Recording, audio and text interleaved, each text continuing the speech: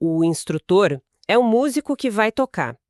O magnetismo é a energia que conecta os dois, permitindo que o músico toque as teclas invisíveis. A regra que o material estabelece é bem clara: quanto mais maleável e afinado for o instrumento, mais específico e perfeito será o toque do artista. E é vital a gente se demorar um pouquinho nesse conceito de passividade, porque passividade no dia a dia costuma ser associada à inércia. Tipo, ser um zumbi de olhos revirados que não sabe o que está acontecendo ao redor. Aquele estereótipo antigo. Mas a fonte subverte isso totalmente. Passividade aqui não é ignorância ou anular a própria vontade. É oferecer uma conduta reta, um foco absoluto. É a conjugação perfeita de ondas que vai desde a psicografia puramente mecânica, onde o braço se move sem a pessoa saber racionalmente o que escreve, até a intuitiva, onde as ideias apenas brotam na mente de forma clara. Exatamente. É uma passividade ativa, por mais paradoxal que isso soe. A pessoa entrega o controle voluntário de certos centros motores ou mentais, mas mantém a consciência alerta, garantindo que a sintonia permaneça na frequência correta. Se o músico é um virtuoso de cair o queixo, mas o piano está com teclas quebradas ou completamente desafinado, A sonata de Beethoven vai soar como um barulho estridente. vai ser um desastre. Então, o que tudo isso significa para nós? Pensemos no problema do filtro.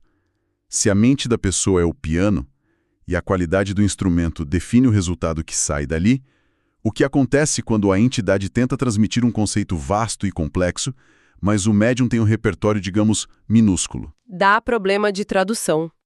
Para mim, é como tentar traduzir um poema profundo e intrincado, cheio de nuances sobre a natureza do universo, só que o tradutor só pode usar o vocabulário de uma criança de 5 anos de idade. Vai perder muita coisa. O significado original pode ser deslumbrante, mas ele vai ser achatado, distorcido ou até perdido simplesmente porque faltam as palavras, faltam os blocos de construção para expressar aquela profundidade. A luz chega, mas o aparelho não consegue decodificar. E se conectarmos isso com um panorama maior, a gente nota que estamos quebrando talvez o mito mais persistente sobre o assunto, a ideia do médium perfeito.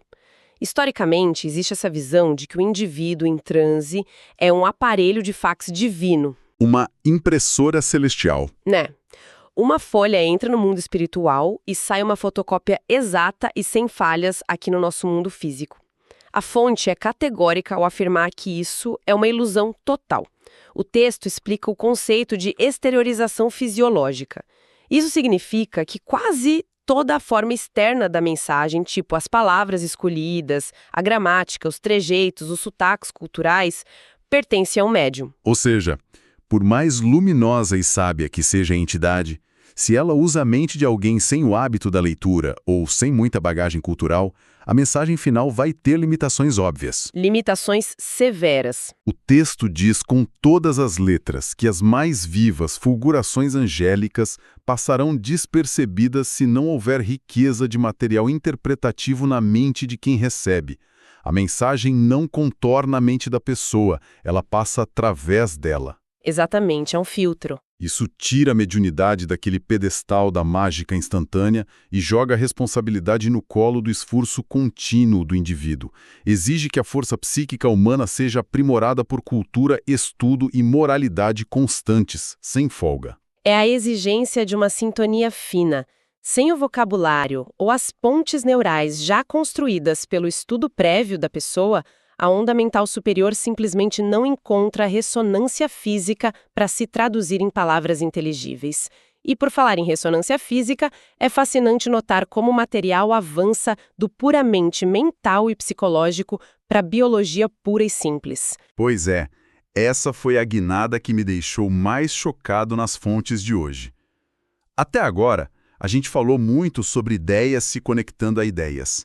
O comerciante pensando no lucro, a roda de fofoca pensando no escândalo, mas como essa conjugação invisível de ondas afeta fisicamente os nossos 5 sentidos. O material mergulha nos fenômenos da clarividência, que é a capacidade de ver o mundo invisível, e da clareaudiência, que é a de ouvir. E a explicação continua fugindo do misticismo e focando na associação avançada de raios mentais. Sim, mantém a consistência. Mas existem diferenças importantes na forma como isso ocorre no cérebro, não é? Tem sim.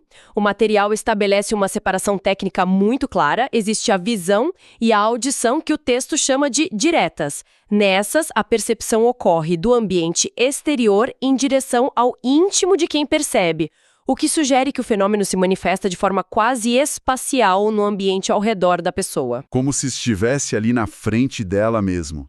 Isso. No entanto, quando esses recursos mais amplos ou ultrassensoriais são escassos, ocorre a vidência ou audição internas.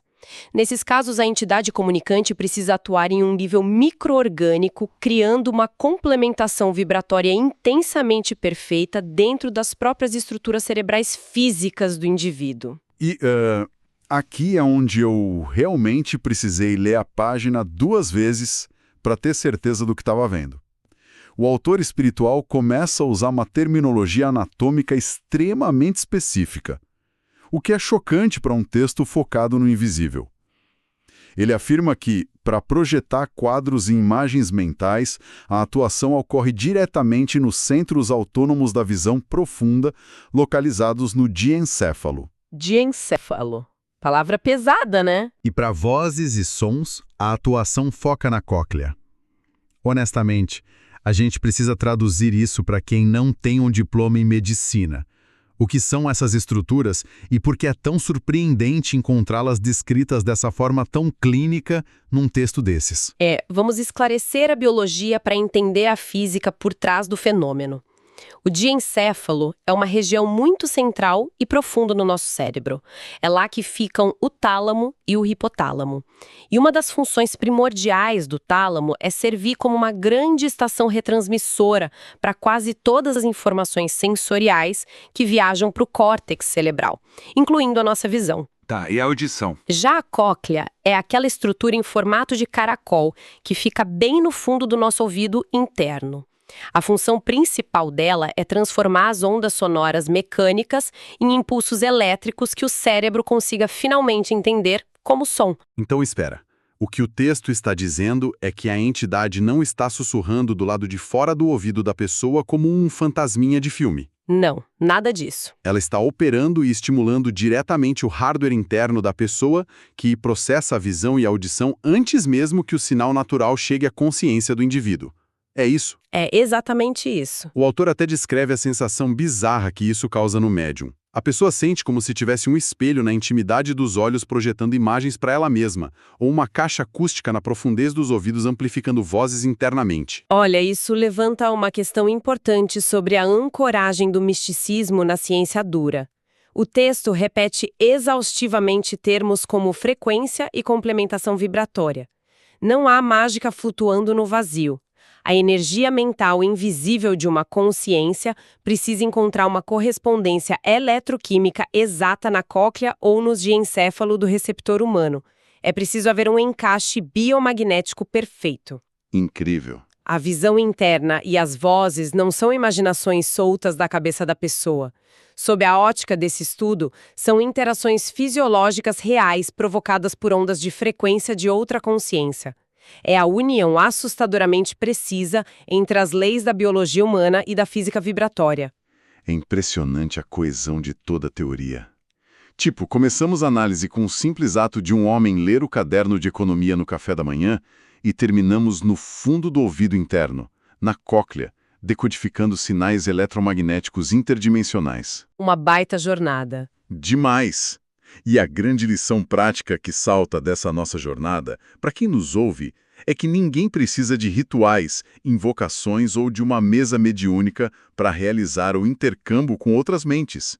Neste exato milésimo de segundo, todas as pessoas que estão nos escutando, assim como nós dois aqui, estão operando como antenas superpotentes. Sem intervalos e sem férias, inclusive. Estamos continuamente emitindo raios mentais subordinados aos temas em que focamos a nossa atenção.